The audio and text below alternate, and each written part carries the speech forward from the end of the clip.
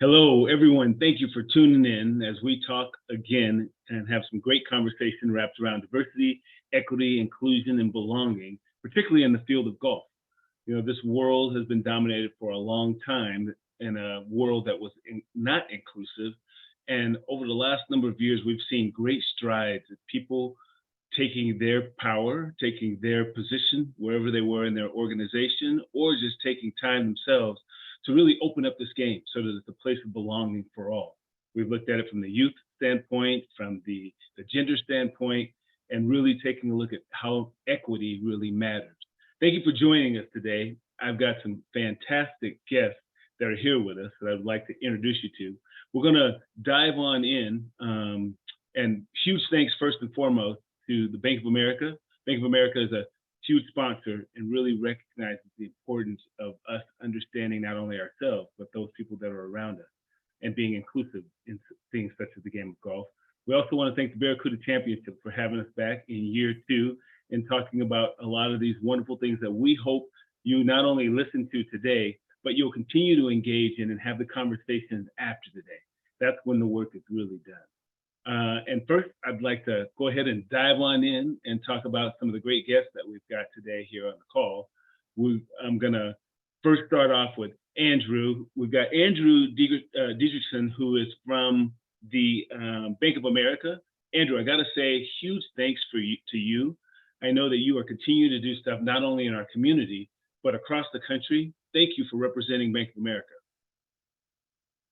Thanks, guys. It's a real pleasure to be here. I'm excited to be able to partner with the Barracuda Championship this is the second year we've hosted a webinar like this. We've been involved with Barracuda for several years. I'm really looking forward to the conversation here. One of the reasons that I'm proud to work for Bank of America is its commitment to the community. Its commitment to trying to make a difference in every community that we're in. A couple of years ago, the bank made a $1.25 billion 5-year commitment to advancing racial equality and economic opportunity. Events like this are part of that commitment. I'm proud to represent Bank of America here. I'm proud to have work for a company who's courageous enough to keep pushing conversations like this and keep inclusive and diversity and equity, in our everyday thoughts. So I'm really happy to be here. Diaz, just on a personal note, I've worked with you in the past, had a chance to take some of your classes. This is going to be a great conversation. I'm honored to be part of it and I'd like to move forward. Fantastic. Well, next up on the tee box, I've got Adam. I got to talk about Adam. Adam is, for those of you guys who don't know, he has been with Youth on Course since 2006. He's the CEO. He does a lot of outreach work, working with corporations and foundations and donors in their efforts to get them diving in and participating and expanding this beautiful game of golf. The sustainability and expansion of Youth on Course has been really heavily because of the focus that Adam's had in growing the program. Adam, thank you for being here today. It's great to have you. Thank you for that generous introduction. I don't know how true that is, but I'll take it, guys. Thank you very much. Very pleased to be part of this group and look forward to the discussion. Awesome. Well, we've got a newcomer to the room as well. So Clemmie is a very established individual. Clemmie, I want to thank you for being here today. She is the founder of Women of Color Golf, as well as Girls on the Tee. Both are nationally recognized community programs that have received a great amount of momentum with her lead. Clemmie's done a lot of things as far as the game of golf is concerned, particularly bringing in a lot of mentors and local business people to come in and help young women of color have access to the game. It sparks the inspiration of the game and has opened up many doors to communities that haven't normally had access or even knowledge or awareness of it. And on top of that, she's been a pretty heavy power player in the Fortune 500 realm, working with Florida Power and Light, aerospace, a number of things. But Clemmie, thank you for being here today. You are welcome. It's my pleasure. Thank you all for inviting me this year. So it'll be great to have your perspective and all of your perspectives. And Clemmie, obviously you are I'm going to start with you. Okay. We're going to go ladies first, but I know Okay. that you probably playing from the tips when we're going to be playing from the middle tee boxes. I really want those listeners out there to be able to hear the true, authentic, organic perspective that you guys have with your organizations and even your personal experiences. But diving in quickly here, how do you, from your perspective, how can golf clubs and organizations promote what is DEIB, diversity, equity, inclusion, and belonging? What do you think needs to be done at this point? Yeah, that's always, that 30-foot level. And, with my background being in instructional technology and corporate training for aerospace and defense, you just like with everything, you have to take it simple pieces and small pieces at a time. And so when I got into the industry, it's, I always say it's a very humbling story. About 8 years ago, I was actually laid off from my job at Lockheed Martin in aerospace and defense technology. So this initiative only has really gotten nationally grown in less than 10 years. And what I did was I just looked at how we applied things in aerospace. You want easy solutions, you want them quick, you want them fast, and you want quality. And so what I saw immediately is that when I got out on the tee box, that there was not many women and girls that looked like myself. And so I worked very quickly with a PGA professional, Mr. Jim Wright, to design, particularly for executive business women, an accelerated approach to get women through the game quick, fast, cost effective, and with quality. And so we customize an accelerated learning approach to do that. And that is the program and the curriculum that we initially started out of Topgolf only 8 years ago. And we are so thrilled to say that in that 8-year period, we've trained over 2,000 minority women and girls on the basic fundamentals of golf with a very little staff, very limited funding. But it was just looking at how would you bring someone like myself, who was an athlete, by trade, but I wasn't in golf. And I couldn't figure out how did I miss being golf? I'd been an NFL cheerleader. I played basketball. I swam, but I missed golf and half of my life was over. And I was frustrated by that. So I realized that I had to change it very quickly for the women and girls behind me. And so part of that was just the right programming, effective programming. It had to be affordable. It had to be fast. And it had to really be relatable to someone like myself. That's great. That is great. Now, I think the game is one that is discovered later for so many of us. I can totally, I can see that. I remember one time my father bringing home a set of clubs when I was in high school. And he worked in the casinos down in Vegas, and there'd been a conference. And he goes, "Look what I brought for you." And I was like, "Why did you bring that for me?" I think you need to back somewhere else.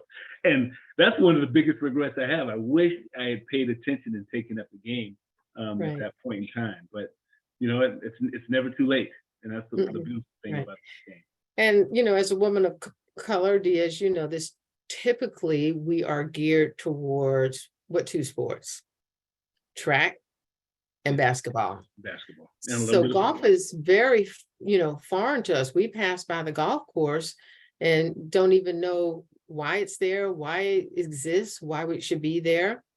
And then really looking at adult learning principles and how people learn the game. You have to realize as women and girls, we always grow up doing everything in our life, almost from infancy, in pairs, in groups, in twos. We're not just going to walk up to a golf course and say, "Hi, I'm here and I want to take lessons." And particularly a woman of color, because it's a space that we have normally not been included in or invited to. Yeah, that can be tough. It can be challenging and definitely can be intimidating. I think that goes with it for women of color as well as for kids as well. If you want to have a parent that golfs, and that leads me to you, Adam. How do you see golf clubs and organizations promoting more DEIB, particularly with youth? Yeah, it's a good question. It's starting to change. I would say, I think to Clemmie's point, right? So many families nationwide literally drive past a golf course and think, that's not for me, or that's just not something that I'm gonna ever be exposed to or part of or welcomed to. And I think that's a big part of Youth on Course, right? Is changing not only the economics of the sport, but kind of the attitudes around it. And I think we've chosen to address that by addressing cost first and foremost, right? If you can kind of demystify some of what golf is about and really make it this much more inclusive, much more affordable, much more welcoming environment, you've got a chance to play this game at a younger age. And you're at such a disadvantage from a business perspective, from a social perspective, if you start it later in life, right? We want to give young people the opportunity to discover golf at a very young age with mom and dad, with a friend, with, an aunt and uncle, whatever. But we also know that the industry data is that roughly 80% of kids come from a golf household, right? And so how do we knock down some of those barriers? And right now our membership is about 170,000 kids strong. Roughly a third of those are kids of color, right? So it's happening slower than we want it to, but we feel like we're starting to break down some of those barriers. That is amazing. And when you're taking into consideration that 80% number, I'd never heard that before, Adam. And what you're touching on is a reminder that we're all a product of our experiences and our environment. That's right. If we grow up with certain experiences, and this is the environment we grow up in, these are the preconceived notions that we continue to navigate through. And whether it's our own implicit biases, what we see, what we expect, and how the world sees us. And we do need heroes that are opening up doors or kicking down doors and creating avenues for kids. So even though those numbers are lower than what you want at this moment, I still got to pat yourself on the back, because there's a domino effect to that, both what you and Clemmie have just touched on. And it takes people in positions of power or having financial resources to be able to open those doors. Bank of America, Andrew. Even having this conversation is huge. What are your thoughts on that, Andrew? Well, I think it's eye-opening, as someone who drives past the golf course all the time. My thought is I would love to be out playing. Why am I going to work? So just sort of understanding that there's so many people out there who will go past the golf course and just say that I'll never even, I won't even try. That's sort of the cycle you got to break, that belonging part, right? You can tell someone to go, but if you don't feel like you belong on a golf course, it's not going to be any fun. You're not going to want to do it again. So I think it's just, it's great to get them started. And kids who play golf as adults, right? It's hard to pick up the game as an adult if you don't feel welcome, if you have no experience. So I think Youth on Course it's a great way to get people in, at an affordable cost to start playing. And, it's a great start, but it's just one of those things where we just need to keep having these conversations and educating people around. And there's a whole lot of people out there who don't even consider golf as an option, which is a shame, because it's a great sport. It teaches you, it's one of those, it's more than a sport. There's so much about life you can learn by playing golf. So great to see more and more kids getting into it, and make it more welcoming place. That's an excellent point. And I love the fact that you touched on the belonging piece. And for those of you guys that are out there, listeners, who are used to hearing diversity, equity, and inclusion, just the DEI, we here at Barracuda and Bank of America and this crew, we understand the belonging piece is so important, because no one's going to actively engage in something that they don't feel like they belong, or if you're constantly feeling like you have to fit in. Belonging is creating a space that you can come to in your own authentic manner. And we want to make sure that golf is a place that allows people to show up in their authentic manner. So it's those are the things that's pretty inspirational, Andrew. Thank you for dropping that knowledge there. Speaking of inspiration, what is it? I'm gonna come back to you, Clemmie. Mhm. What is it that inspires you in regards to DEIB and golf? And do you have a story to tell around that? You know, I have a lot of stories, so it just depends on where you're going to go with it. But I would have to say, and I would be remiss if I didn't say it.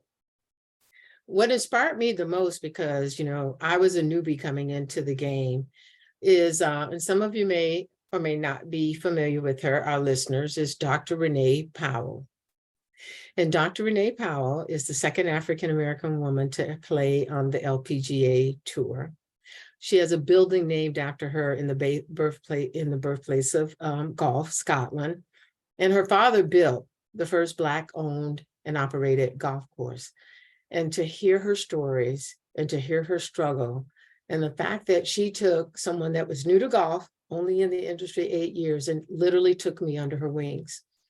And one of the most impactful quotes that she ever taught me was one from her father, where she says, "The golf ball does not know the color of our skin, and we should not be discriminated by anything. And the scorecard, particularly, you know, doesn't know our race." And so when she taught me that, I was just blown away. And we've worked together. She's actually on our advisory board, and we actually traveled to the birthplace to golf to witness a building being named after a woman of color in Scotland. But I understand the struggles that she's still going through here in America, because it's still so very systemic from all of the histories of what we've had to face as people of color in America. You know, I know that she's still working to get, you know, a sprinkler system for the most historic landmark here in America, Clearview Golf Course. So she, number one, Diaz, would be my inspiration.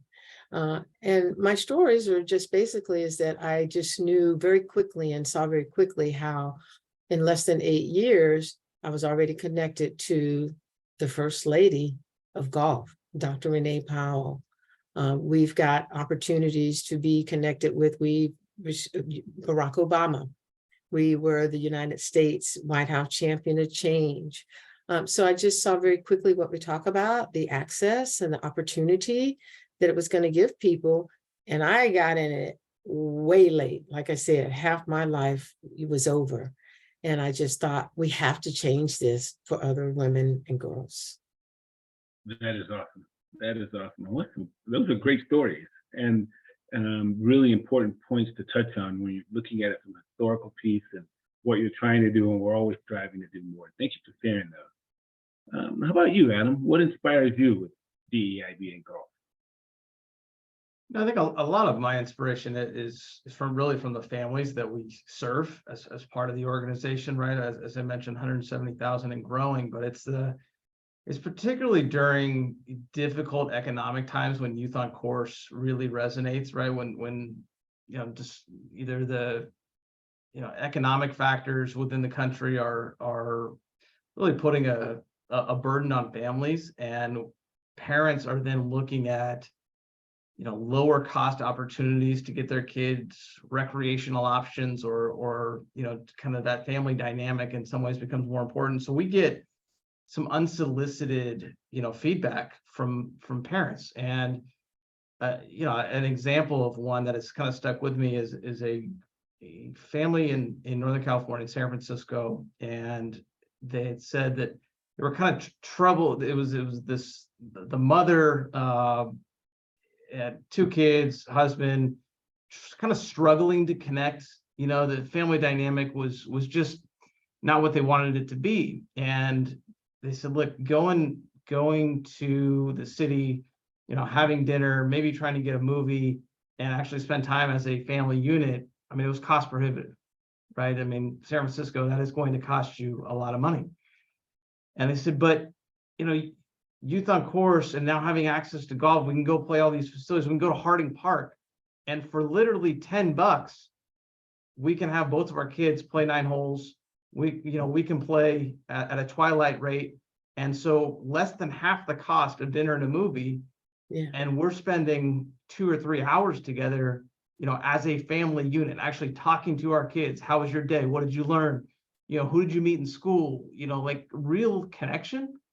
And so for me, like that's the stuff that I love to hear. And we get a lot of feedback and do a lot of surveys, with our kids and with our parents, with the families, and the vast majority, more than 2/3, say that us making golf affordable has actually allowed them to enter the sport.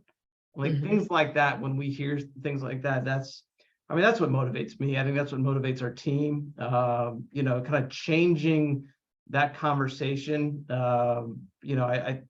We joke as a team here, it's, we know we're not curing cancer every day. Like we understand that, but if we can have an impact on the family dynamic or change a friend group for a kid or change sites for a young person, like that's monumental in so many different ways. So, I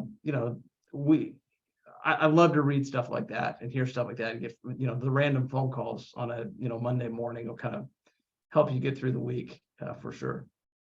That is awesome. That is awesome. And, and I can see the inspiration in that, Adam, when you're thinking about giving families an opportunity to do something outside in the outdoors that maybe they wouldn't have had access to. It's a different place than sitting around and playing games at home or watching Netflix. Right. Something that's a positive interaction, gets us away from electronics that have shifted our culture so much over the last number of years. But I also like the part that you touched on with giving them different friend groups, dressing ourselves because we tend to be, part of our experiences environment, our groups tend to look alike when we're growing up. So if we can stretch ourselves and have different types of contacts and exposure to people from different backgrounds, that's all good stuff. That's great stuff. It is. I mean, think about, the middle school, teams or friend groups, right? It shouldn't all be the same, right? And the, the family that makes X amount of money and the family that makes Y amount of money, and they've got 2, young women in those families, those 2 young women should be able to be paired together and benefit from the same experience. So, no, I think it's a very impactful thing. Yeah. I love it. Typically, we're playing those sports. Growing up, if you're playing sports, you're playing with the kids that are in your neighborhood, who live closely around you. If you're going out and you're doing stuff at the golf course, those golf courses we drive by are spread out. So you're probably being exposed to so many different people. That's cool. I love hearing that. How about you, Andrew? What inspires you in this world of trying to increase diversity, equity, inclusion, belonging with golf? I think it's just, I like to think of sort of the long-term future of the game of golf. I mean, I think it's critically important that more and more people can play it, want to play it. If you limit the number or the type of person who can do something, it's just a matter of time until it goes away, right? It just, I think I'm inspired by the thought of just continuing to grow the game of golf, seeing more and more opportunities to get out and play. And that's kind of what I think about is trying to make the game of golf more inclusive, more diverse.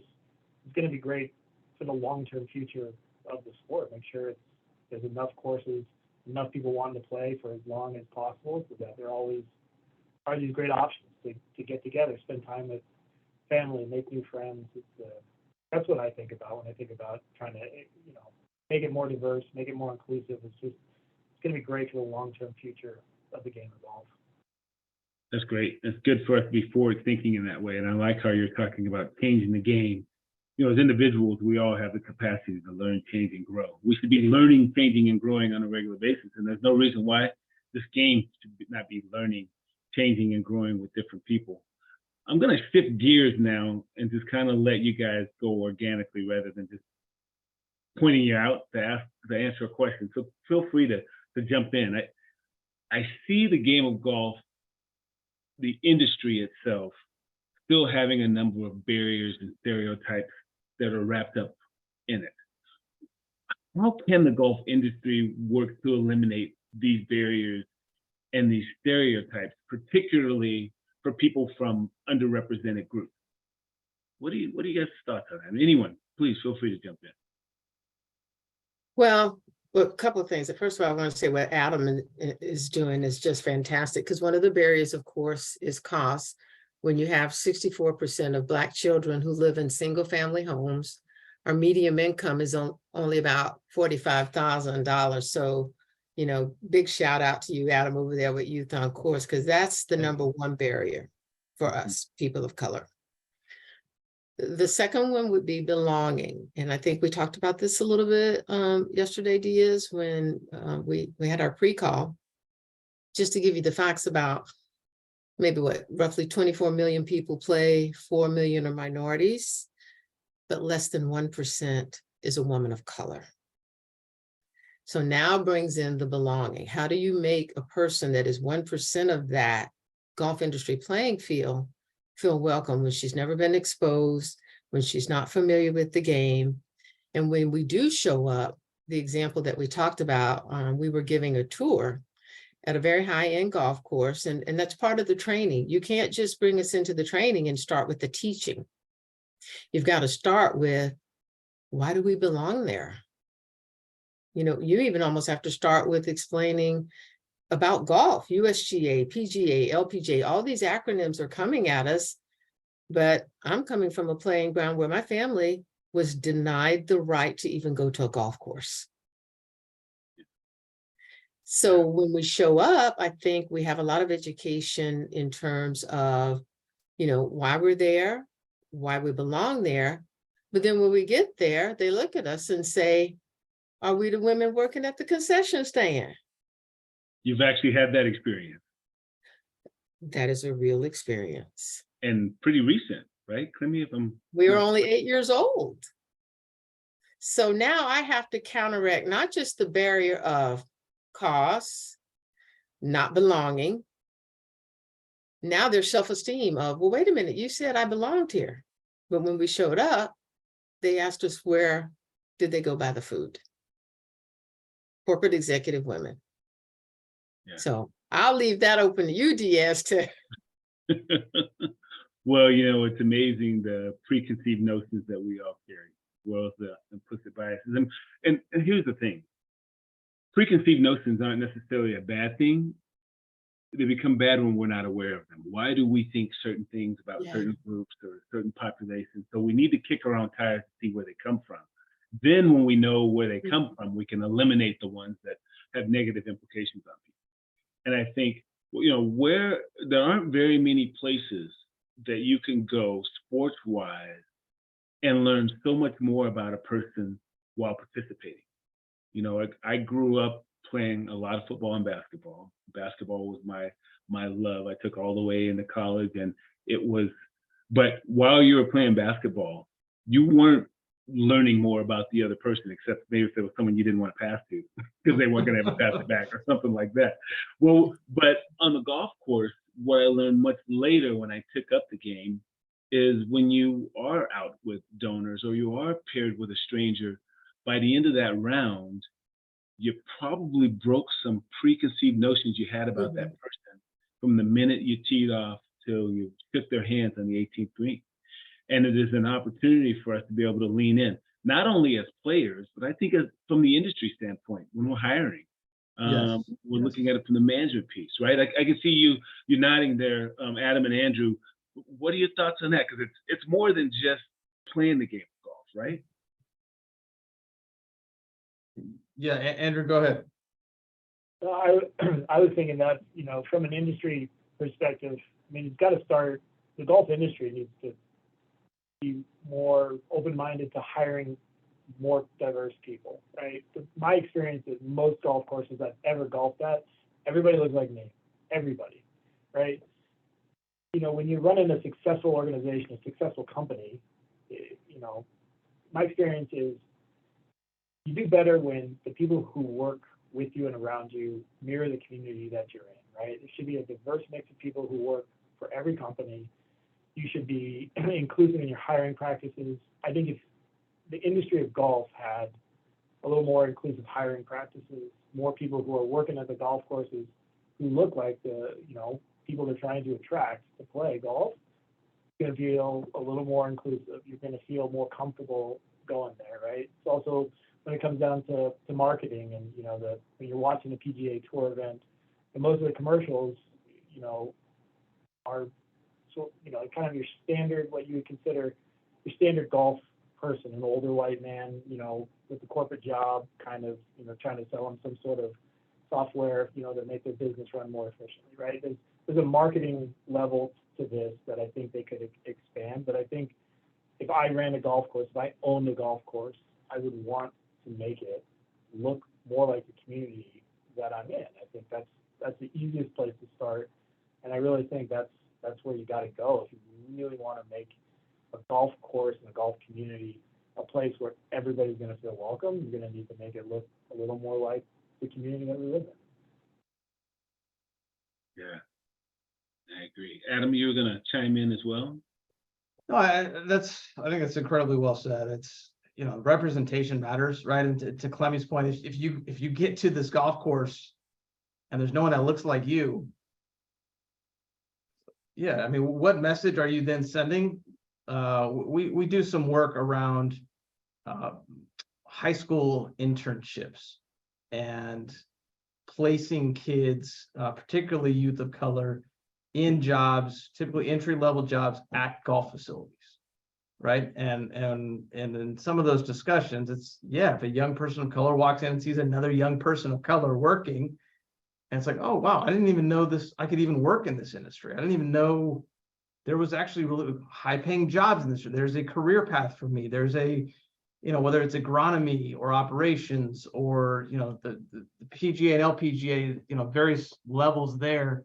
Golf's $100 billion business industry, right? So there are a lot of different job opportunities that touch golf, from sponsorship all the way down to really grassroots organizations. I mean, the organizations, and I think, the people that are putting effort into making sure that the workforce will start to turn over with people of color, I mean, that will pay enormous dividends. Yeah. And it's I think a lot of it starts with, you got youth on course who's taking a close look at this and doing internships, which is great. I think across the country, we need to look at how we're hiring and where we're advertising positions for, because the places we typically advertise and looking to hire might not be areas that are really exposing marginalized communities to having it as an opportunity. It's like the industry advertising for something on the Golf Channel, right? And it's like, why would you do that? Right? Like, you need to go where other people are. And it just, yeah. Yeah, and you're speaking my language. We need to meet people where they're at. That's right. We can't necessarily do things the way we've done it for the last 150 years and expect there to be different results, right? So, but that also means that we have to be willing to listen to those communities. I think one of the toughest parts, what can be most uncomfortable for any industry that are making strides in DEIB work, is the opportunity to listen, and remembering that listen and silent have the same letters. So how can we be silent long enough to listen to what people are saying, and then look at our policies and procedures and hiring processes and recruiting processes and put those things in place. So that's cool. It's really cool. And it's great to have three leaders like you guys that are actually out there doing the work and paying close attention to how it has to be done differently. What do you guys see as, what has been a really big win maybe in the last decade or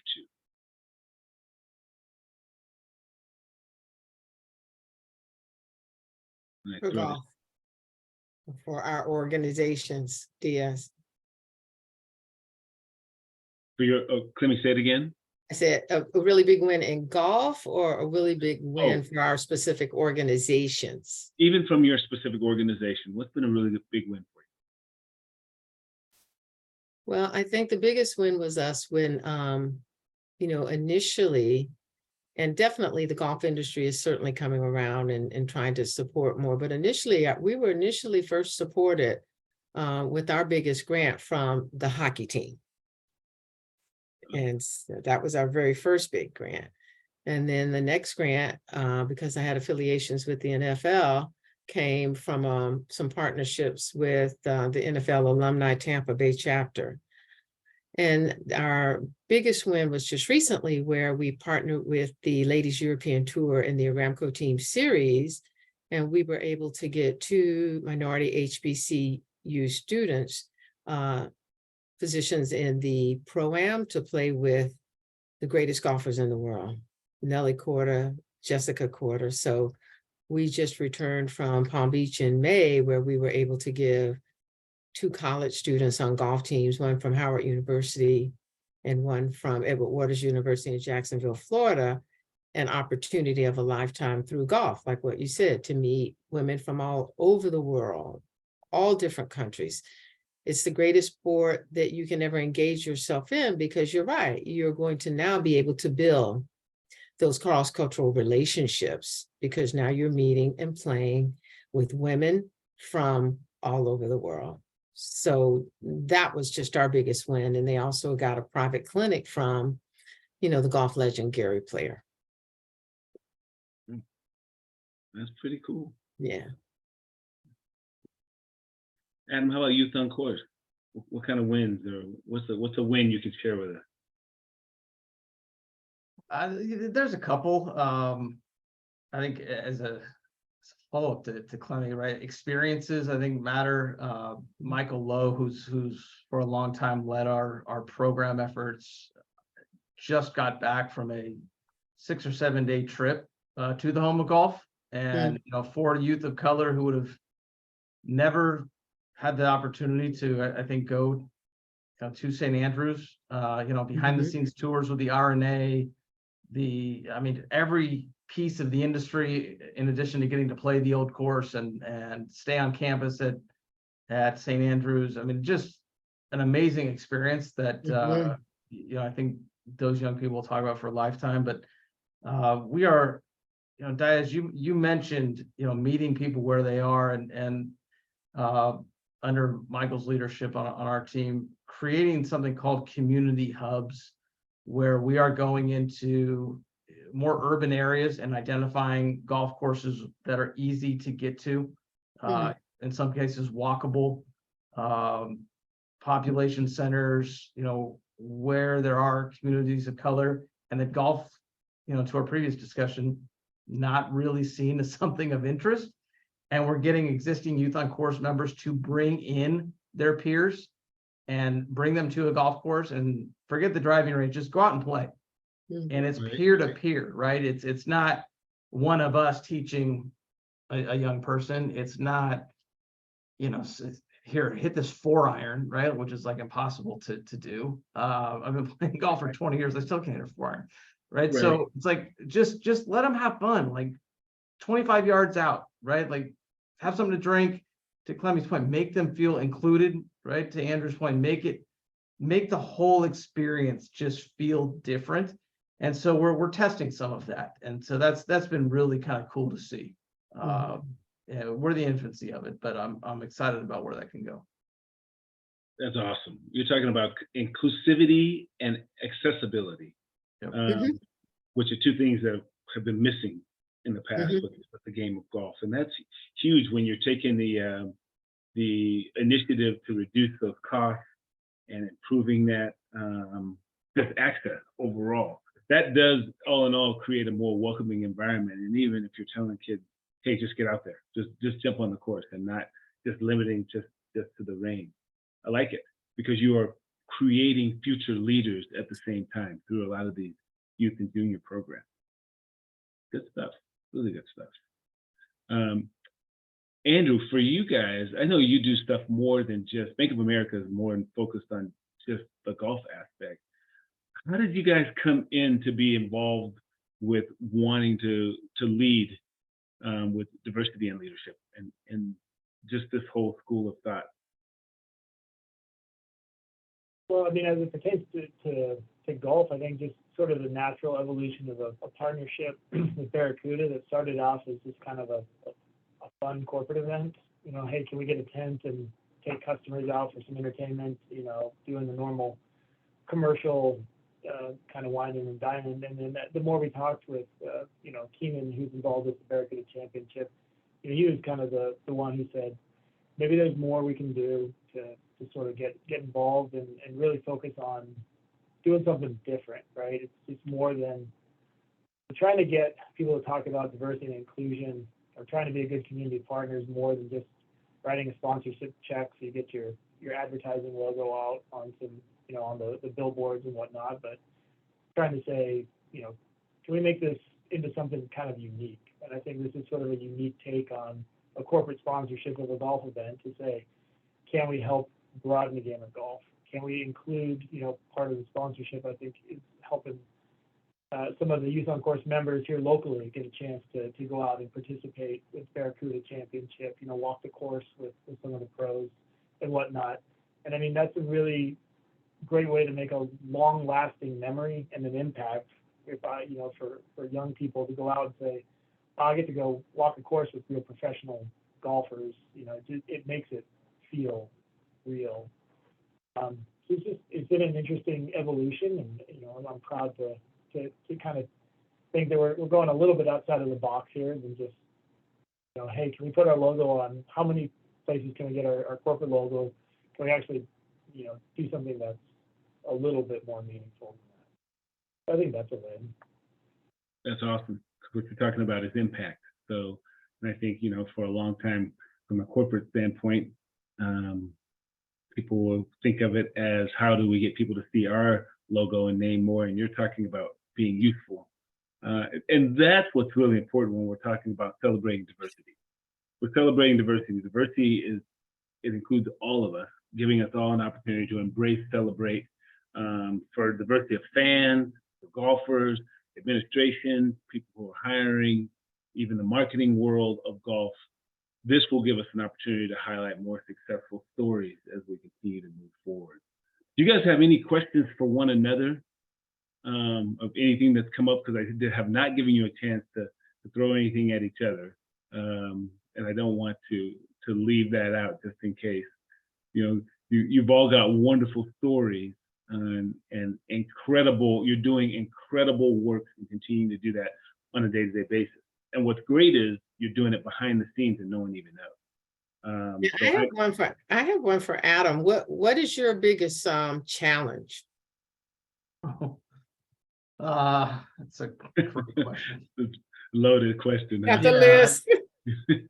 There are many of them, Clemmie. I mean, we're nonprofit like so many others, right? So fundraising is always, is always there, and making sure that that's sustainable. So I was talking to somebody the other day, said, the great part about when Youth on Course grows is that it's impacting more kids, and the terrible part about that is then you got to fund all of that, right? Right.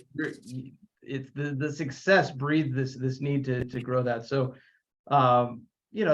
awareness and fundraising, I think for us, there are certainly bigger in terms of publicity players like the First Tee and PGA Junior League. Yes. Our paid membership eclipses that, Mm-hmm. both of those, but we're not as well known. We don't have that awareness factor, and so we're trying to serve as many kids as possible, because we know, based on data, that just being a Youth on Course member and having the access we've talked about, provides the impact that Diaz is talking about. So for us, it's those two things, right? Awareness and dollars to back it. Yeah, and so since Andrew's on the call, I would have to echo and Adam, and it's definitely if listeners and communities want to really help when we talk about growing golf, you're right, our programs are successful. He's gotten folks to St. Andrews. We've been to St. Andrews. We've gotten them in front of the biggest players in the world, but the philanthropic dollars is a problem. And when we talk about Golf Unplugged, let's unplug it. Groups like Andrew, Dr. Renee Powell, Women of Color Golf, and I can speak to philanthropy. We talked about the Ms. Foundation report, and it's called Pocket Change.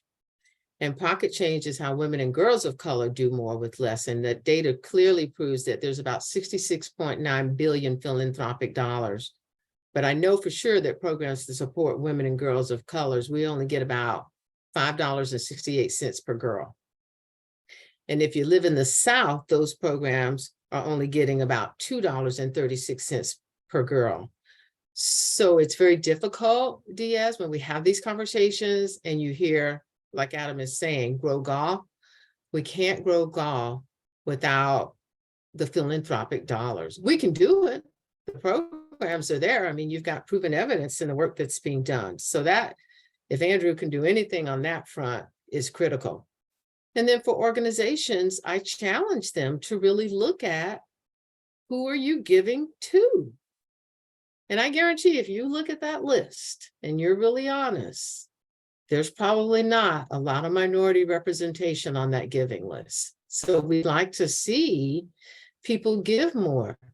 Dr. Renee Powell, she is a legend. And there's other organizations out there as well, but this is where we need to help in order to help the golf industry. We can be on these panels all day long and talk until we're blue in the face, and we're growing the game. Our numbers are there, but we need help philanthropically.